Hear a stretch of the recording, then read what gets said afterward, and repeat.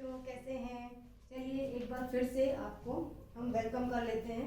पिछले इस वीडियो में हम लोगों ने डिस्कशन कर लिया था अवर स्केलेटन की, हमारी स्केलेटन कैसे बनती है। ठीक है, वो जब हम बॉन्ड करते हैं यानी जब हम पैदा होते हैं तो वो कितनी रहती है, उसके बाद कितनी हो जाती है जब हम एडल्ट हो जाते हैं। और भी कार्टिलेज के बारे में हम लोग ने डिस्कशन किया था कि हमारी ईयर्स की जो बोन्स होती है और नोज़ की जो बोन्स होती है, ईयर्स की नोज़ की जो बोन्स होती है उसमें जो हमारी बोन्स होती है उसमें बोन होती नहीं, उसकी जगह पे हमारी कार्टिलेज बोन्स होती है। उस कार्टिलेज बोन को सॉफ्ट बोन भी कहा जाता है। ये सारी चीज़ें हम लोग ने डिस्कशन कर ली थी। अब जो हमारा नेक्स्ट टॉपिक है वो है बोन। ठीक है, बोन में हमको ज़्यादा कुछ नहीं पढ़ना है, बस एक छोटा टॉपिक है ये। बस ये समझना है कि जो हम समझते हैं कि हमारी बोन एक हार्ड पार्ट है, तो ऐसा भी नहीं है कि वो पूरी टोटली हार्ड होती है। उसके अंदर एक सॉफ्ट भी पोर्शन पाए जाते हैं जिसके बारे में हम लोग डिस्कशन करेंगे आज। ठीक है, जैसे हम लोग मैं आपको बताती हूँ कि जो हमारी बोन होती है वो कंटेन्स करती है ब्लड वेसल्स एंड नर्व्स। मैंने आपको बताया था इसकी पहले टॉपिक में कि कुछ सेल्स होती हैं जो हमारी बोन्स के अंदर प्रेजेंट होती है, जिससे हम जब बढ़ते रहते हैं तो धीरे धीरे वो भी हमारी बोन को बढ़ाने में हमारी हेल्प करती है। ठीक है, बड़ा करने में हमारी हेल्प करती है। ठीक है, तो आज हमने बताया कि आपको ये मैंने एक डायग्राम बना रखा है सेक्शन ऑफ बोन का। जैसे मान लीजिए आपके पास कोई एप्पल है। ठीक है, आपने एप्पल को देखा तो सब तरफ से एक शेप जैसे लग रहा है। ठीक है, कि हाँ ये हार्ड पोर्शन है इसका। अब हमको पता करना है कि इसके अंदर और क्या क्या पोर्शन हो सकता है। तो जब तक हम उसको कट नहीं करेंगे तो हमें पता नहीं चलेगा कि अंदर से उसका क्या चीज़ है, उसमें और क्या क्या चीज़ है, वैरायटीज, कौन सा सॉफ्ट ऑर्गन पाया जाता है, कौन सा और चीज़ हार्ड अंदर उसके अंदर और हार्ड ऑर्गन्स पाए जाते हैं कि नहीं। तो ये सारी चीज़ें हम मिलेंगे। जैसे मैंने यहाँ पे बना रखा है एक एप्पल का डायग्राम। ठीक है, तो अब मैंने इसका सेक्शन काट दिया तो पता चल रहा है कि अंदर उसके इस तरीके से एक लेयरिंग होती है, उसके अंदर शीट्स होते हैं।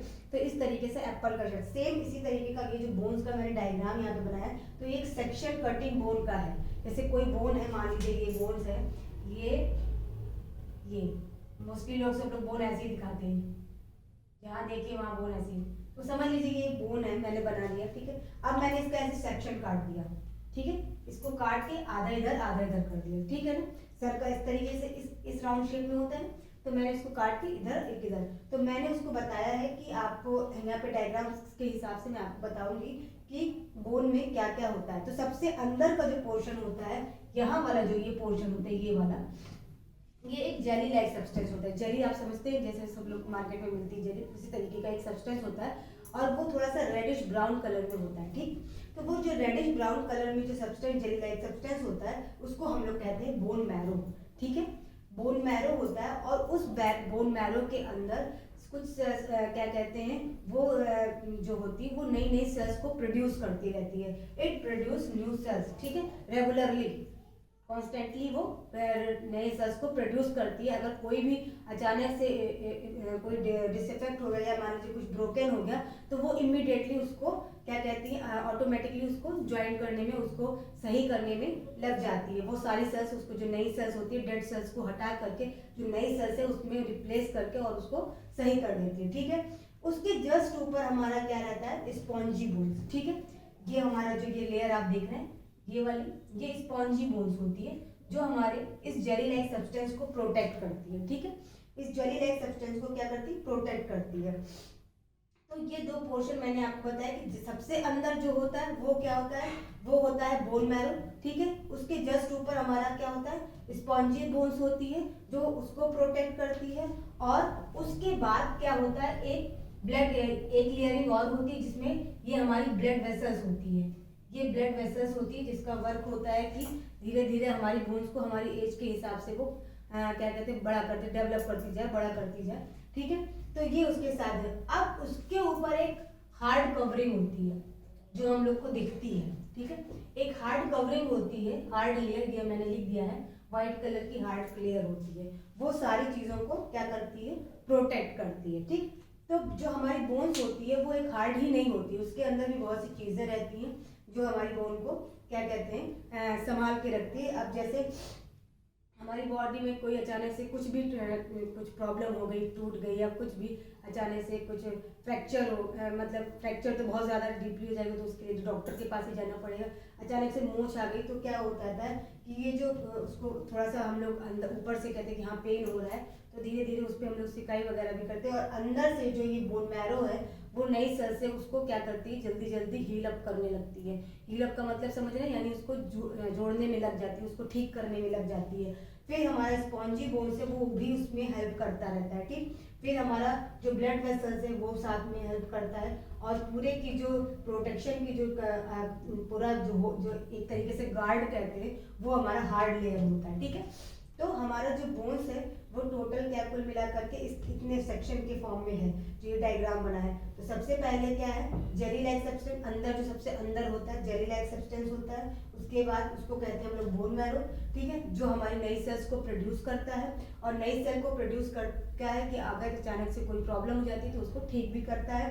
उसके बाद एक स्पॉन्जी बोन्स होती है, ठीक है। स्पॉन्जी बोन्स जो होती है वो हमारे जेली लाइक सब्सटेंस को क्या करती है, प्रोटेक्ट करती है। उसके ऊपर जो हमारा होता है वो ब्लड वेसल्स होता है, जो हमारी बोन्स में धीरे धीरे लगातार हमारी सेल्स को ये कहता है कि हाँ भाई धीरे धीरे आप बड़े होंगे, जैसे जैसे हमारी एज बढ़ रही है वैसे वैसे वो बढ़ते हैं। और फिर सारे को क्या करता है, एक हार्ड लेयर से कवर कर दिया जाता है, हार्ड लेयरिंग की कवरिंग रहती है जो सबकी चीज को प्रोटेक्ट करती है। तो ये था एक बोन्स का टॉपिक, ज्यादा बड़ा टॉपिक नहीं था, इसमें समझने के लिए खाली इतना ही है, ठीक है। अब बहुत सारी बोन्स जब मिल जाती है तो हमारा क्या बन जाता है, स्केलेटन। ये स्केलेटन जो बनता है हमारा, वो हमारे स्कल से बनता है।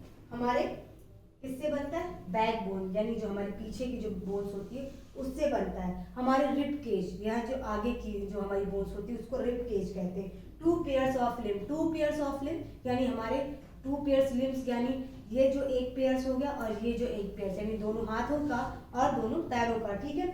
और फिर गर्डल्स, गर्डल्स यानी हमारी कमर की जो बोन्स होती है वो आ जाएगा, और ये सब जब मिल जाते हैं तो क्या बन जाता है, हमारा स्केलेटन बन जाता है, ठीक है। ये हमारा स्केलेटन पूरा इससे बनता है, ये एक एक हड्डियां जो जुड़ती हैं वो इसी सब से बनती है। तो आज का जो टॉपिक था हमारा बोन का वो इतना ही था, छोटा ही टॉपिक था। आप लोग इस पर अच्छे से कंसंट्रेट करिएगा, इसको अच्छे से पढ़ लीजिएगा, क्योंकि थोड़ा कभी कभी कंफ्यूजन हो जाती है, ठीक है। अगर कोई भी कंफ्यूजन होगी इस टॉपिक में तो मुझसे वापस से कमेंट सेक्शन में लिखिएगा और पूछिएगा कि मैम मुझे ये प्रॉब्लम हो रही है और मुझे फिर से ये समझा दीजिए, तो मैं ज़रूर आपकी प्रॉब्लम को सॉल्व करूँगी जहाँ तक हो सकेगा, ठीक है। थैंक यू, अपना ख्याल रखिएगा और इसको अच्छे से पढ़िएगा ताकि कोई भी कंफ्यूजन रह ना जाए। हमारे नेक्स्ट वीडियो में हम जो अपना टॉपिक पढ़ेंगे वो है स्कल, ठीक है ना। थैंक यू, अपना ख्याल रखिएगा।